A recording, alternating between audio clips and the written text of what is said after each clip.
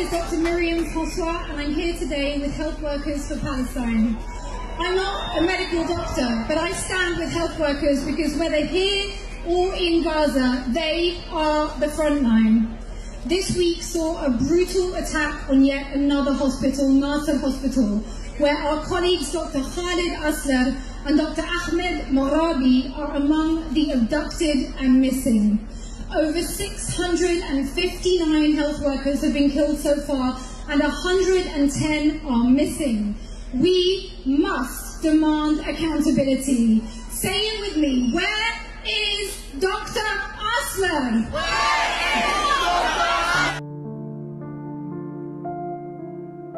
Myriam Francois first became known as a child actress through her role in the popular 90s film Sense and Sensibility.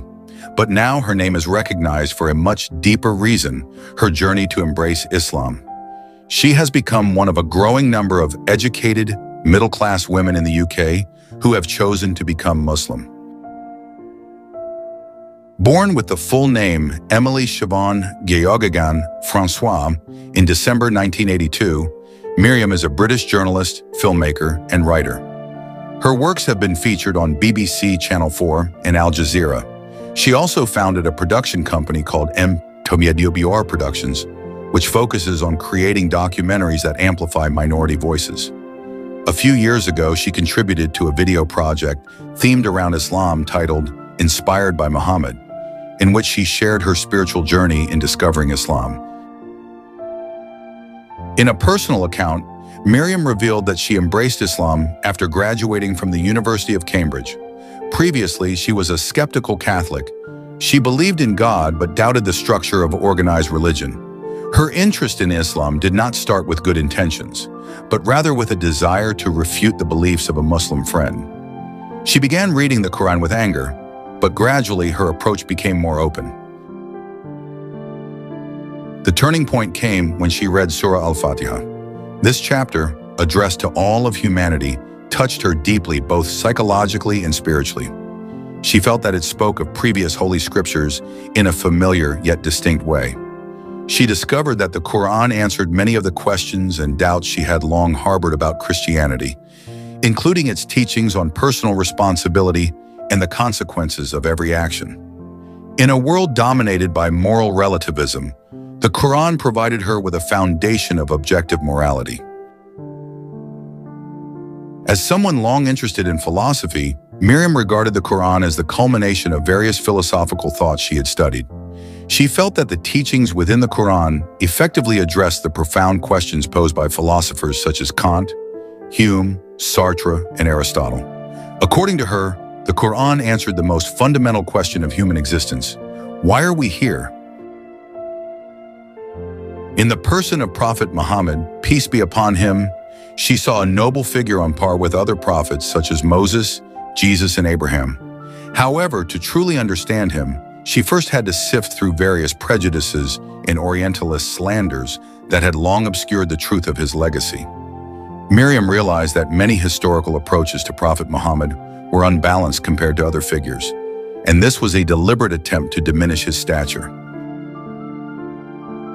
When she declared herself a Muslim, many of her close friends thought it was just a passing phase, but they didn't realize that what Myriam experienced was a deep and comprehensive spiritual transformation.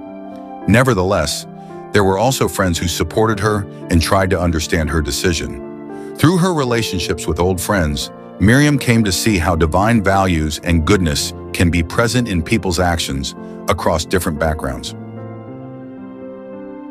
She emphasized that her decision to embrace Islam was not a form of rebellion against her native culture.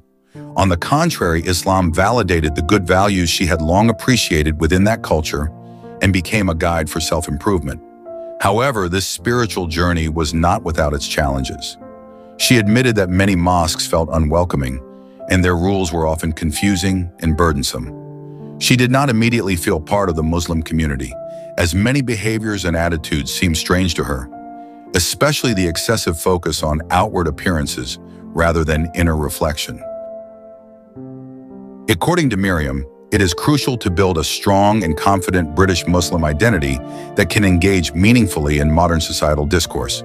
Islam should not be viewed as a foreign religion. Muslims must not lose their sense of self, because Islam is, at its core, an acknowledgement of the goodness within us and a means to rectify our flaws. For Myriam, Islam is a religion of balance. She emphasized that the message of Prophet Muhammad, peace be upon him, was profound, to maintain balance in all aspects of life. The teaching of the Prophet that touched her most deeply was the command to respond to evil with good, to uphold justice even when one is the victim of injustice. When someone does wrong, Islam teaches forgiveness. When someone severs ties, we are taught to mend them. And when someone causes harm, we are encouraged to continue doing good. Even the truth must be spoken, no matter how painful it is to ourselves. To her, the beauty of Islam becomes truly visible when its teachings are manifested through real actions, serving as a force to better society, humanity, and the world. Islam demands that ethics not remain as theory or ideals confined to texts, but rather be lived as values in everyday life.